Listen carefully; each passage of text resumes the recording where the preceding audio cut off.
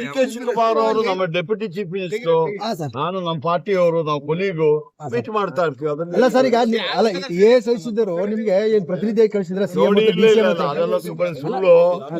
AICC ಅವರು ಯಾವುದೇ responsibility ನನಗೆ ಕೊಡ್ಲಿಲ್ಲ. ನಾವು ಡಿ.ಕೆ. ಶಿವಕುಮಾರ್ ಒಟ್ಟಿಗೆ ನಮ್ಮ ಸರ್ಕಾರದ ವಿಚಾರವಾಗಿ ಮಾತಾಡ್ತೀವಿ. ಬೆಂಗಳೂರು ಕಾರ್ಪೊರೇಷನ್ ಎಲೆಕ್ಷನ್ ಬರ್ತಾ ಇದೆ, ಅದ್ರ ವಿಚಾರ ಮಾತಾಡಿದ್ವಿ ಹೊರತು AICC ಅವರು ಯಾವುದೇ ವಿಚಾರ ನನಗೆ ಒಪ್ಪಿಸಲಿಲ್ಲ.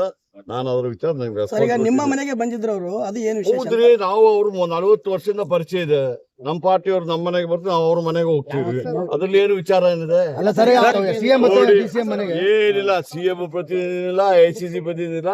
ನಾವು ವೈಯಕ್ತಿಕವಾಗಿ ನನ್ನ ಕೊಲಿಗೂ ನಾವು DCM ಆಗಾಗ ಮೀಟ್ ಮಾಡ್ತಾ ಇರ್ತೀವಿ. ಈಗ ನೀವೇನೋ ಒಂದು ಸುದ್ದಿ ಮಾಡ್ಲಿಕ್ಕೆ ಹೊರಟಿದ್ದೀರ ಅಷ್ಟೇ. ಬಹಳ ತಾಳ್ಮೆಯಿಂದ ಇರಿ ಅಂತ ಹೇಳಿ ನಾನು ಯಾರು ಹೇಳಲಿಕ್ಕೆ? ಅದನ್ನ ಹೇಳಲಿಕ್ಕೆ ನನಗೆ ಯಾಕೆ ಕೊಟ್ಟಿದ್ದಾರೆ ಯಾರಾದ್ರು? ಅವ್ರಿಗೆ ನಾನಂಗೆ ಹೇಳಲಿಕ್ಕೆ ಆಗ್ತದೆ? ನಾನು ಆತರ ಏನ ಬಂಡಾಯ ಶಮನಕ್ಕೆ ಏನಾದ್ರು ಏನೂ ಇಲ್ಲ. ಮತ್ತೆ ಶಮನ ಏನಂತೆ ನೋಡಿ.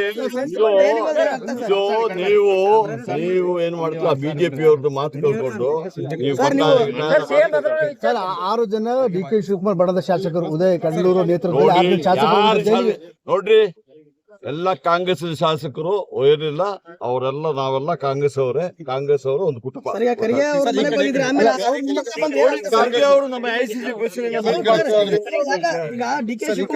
ತಿರುಗಾಡ್ದ ಈಗ ಜಾಸ್ತಿ ತಿರುಗಾಡ್ತಾ ಇದಾರೆ, ಓಡಾಟ ನೋಡಿ. ನೀವು ನೋಡ್ರಿ, ನೀವು ಏನೇ ಮಾಡಿದ್ರು ಈ ಟೀ ಕಪ್ ಅಲ್ಲಿ ಇದು ಸ್ಟಾಪ್ ಮಾಡಿದಂಗೆ ಅಷ್ಟೇ, ಏನಿಲ್ಲ. ಡಿ.ಕೆ. ಶಿವಕುಮಾರ್ ಅವರು ನೇರವಾಗಿ ಹೇಳಿದ್ದಾರೆ, ಯಾವುದೇ ಭಿನ್ನಾಭಿಪ್ರಾಯ ಇಲ್ಲ, ನಾವೆಲ್ಲ ಜೊತೆಲೇ ಇದ್ದೀವಿ.